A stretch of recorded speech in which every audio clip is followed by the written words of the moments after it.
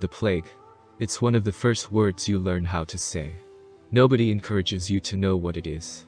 Your grandmother makes the sign of the cross over your head whenever you say its name, and yet you get to know, overhearing the whispers, which are like the subconsciousness of that town. The plague is what has killed your parents, what is going to kill you, what is going to kill everyone, once it's back. You live in a town which is empty after the plague has visited it for the last time. This doesn't depress you though, it's the course of life. The abandoned houses serve you as playgrounds, and you laugh aloud with your friends ransacking through whatever is left behind by their deceased inhabitants. You find your first set of brushes in one of these houses. You find a piano in the other. The first time you walk up to it, there are sheets of paper covered in notes scattered all over it. You think how it looks as if the person who used to play it is going to come back into the room any minute now. Yet, this person is never back, and you happily take her place. You and your friends spend long summer nights partying at that house, singing aloud in drunken voices to the simple tunes you learn to play on your own. It is a common knowledge that alcohol protects from the plague. It is as if everyone in that town over the age of 12 organized their very life around that belief. The gutters are filled with vomit and drunkards, and nobody walks quite straight. You drink more and more as the years pass. Because really, everyone does. And you are afraid. Because the plague is going to come, and that carefree life of painting portraits of pretty girls in exchange for their kisses and playing piano for the dancing crowds, and dreaming in alcoholic stupor of a world where loudly exclaimed happiness isn't a mere act, is going to end with unbelievable pain ripping you apart and the tips of your fingers turning black. Nobody comes to that town. Nobody, really, ever since your birth nobody has come here and stayed. And yet he appears one of these days and moves into one of the abandoned houses the other.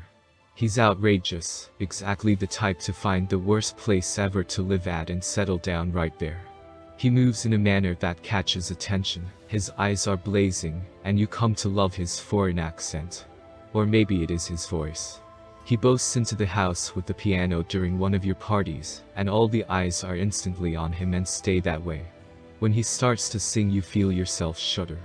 Wherever this song in a language you've never heard before comes from, it sounds so haunting. Your palms tremble even as you try to accompany him, and your fingers blur in front of your eyes, and their tips seem black for the shortest of moments.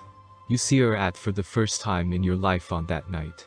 And you actually pray for that sight to be nothing more than the alcohol fucking with your head. He keeps on singing the other nights, and more rats are seen, and people do nothing more than drinking anymore, because there's no point. And he keeps on singing and you throw up over the piano while accompanying him the other day, and ask yourself if it's the alcohol's doing or is it the fears. You ask him why he came. He owes you that explanation as your grandmother's dying at your house, her body swollen and the tips of her fingers black. He kisses you instead of replying, hard, bruising your lips, the way no girl has ever kissed you before. And you think you're going crazy. And even as everyone is dying all around, the gutters filled with dead bodies and doctors in birds' masks repeating over and over how everyone is going to die, he's still singing the same song over and over, for your ears only. And one of these days you start to hurt all over, and the tips of your fingers trembling over the piano's keyboard really turn black, and you die.